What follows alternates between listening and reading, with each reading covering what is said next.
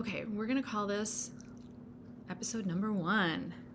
Um, my name is Jen McDonough, and I am an interventionist. I travel the U.S.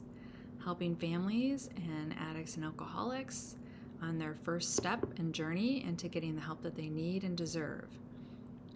So, what I want to talk about and focus on are some recovery topics that can also help people. I mean, whether you're in recovery or just starting your journey or whatever stage in the game you are. So today I want to talk about bitterness and resentments. Whew, it's a heavy topic. So in that I looked up the definition of recovery because I felt like recovery is, encompasses in what it's all about, for me anyway. So it says to return to a normal state of health, mind, and strength. Love it. And I've always said with this disease, it is mind, body, and soul. So if it affects all of those areas in recovery, you're striving or working or doing the work to heal mind, body, and soul.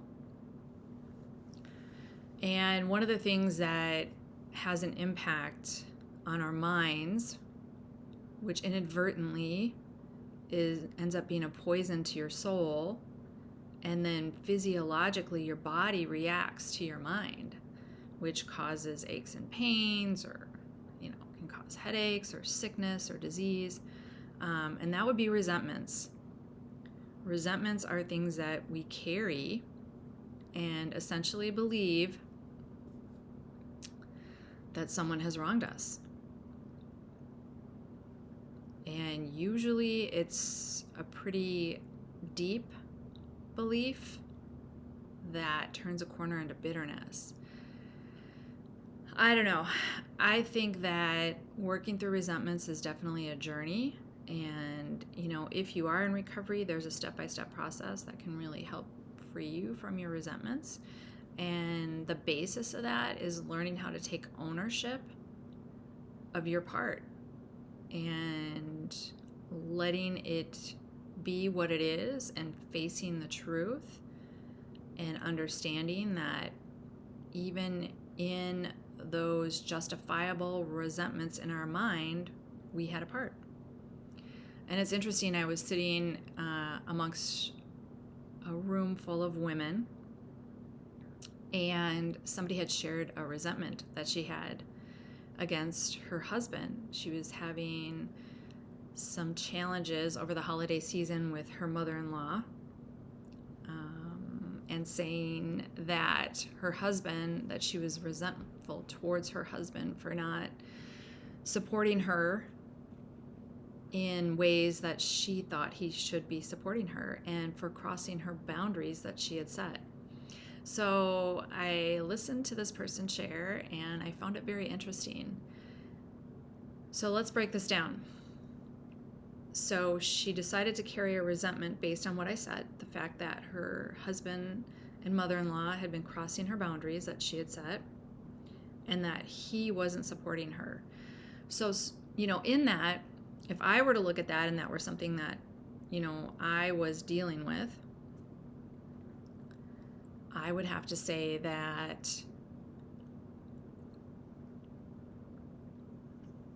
first off, there are or has to be some kind of expectations tied into what I was expecting my mother-in-law to do and behave and act, which we have no control over people. No one. If you think you do, it's an illusion. It's a false illusion. You don't. The only person you have some control over would be yourself. So, expectations.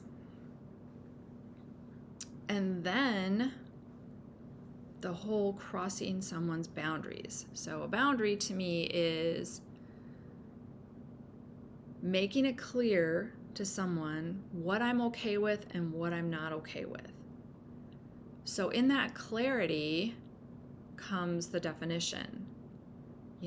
This is the line that you cannot cross and that I won't allow you to cross. And I think that that's where the personal responsibility comes in, is understanding that when someone attempts to cross the line in terms of a boundary you set, you have options. Oftentimes we don't take care of ourselves by verbalizing.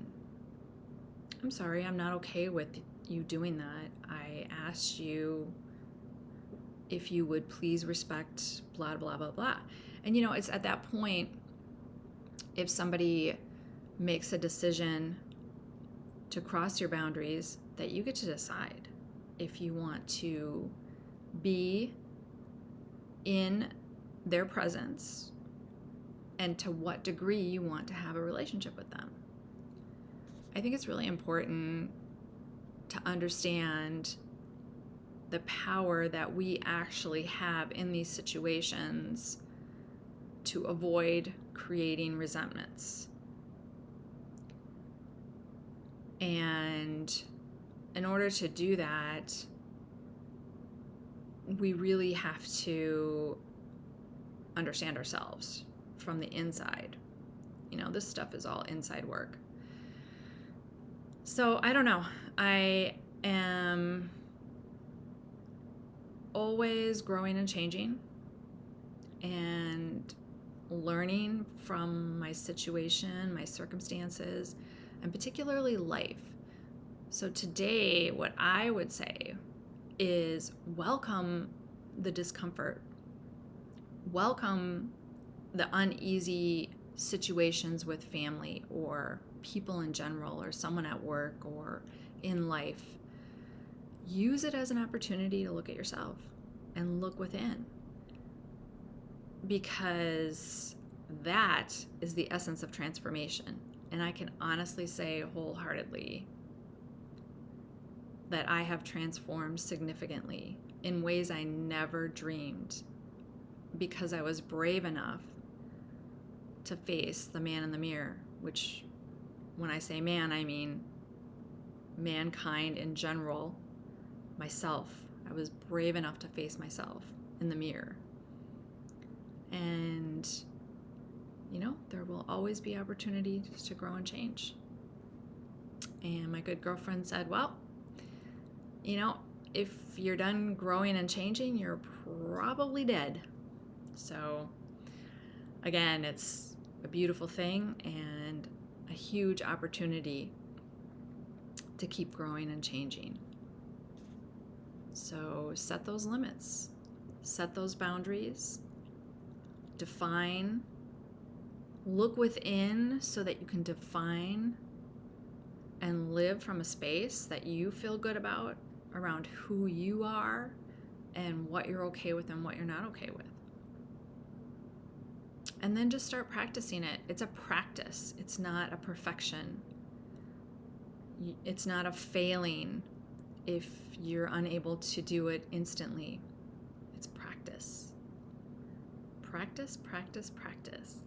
Anyway, thank you for tuning in with me for episode 1. And I'm going to continue my talks around recovery and what that looks like mentally, emotionally, physically, and spiritually. Thank you again.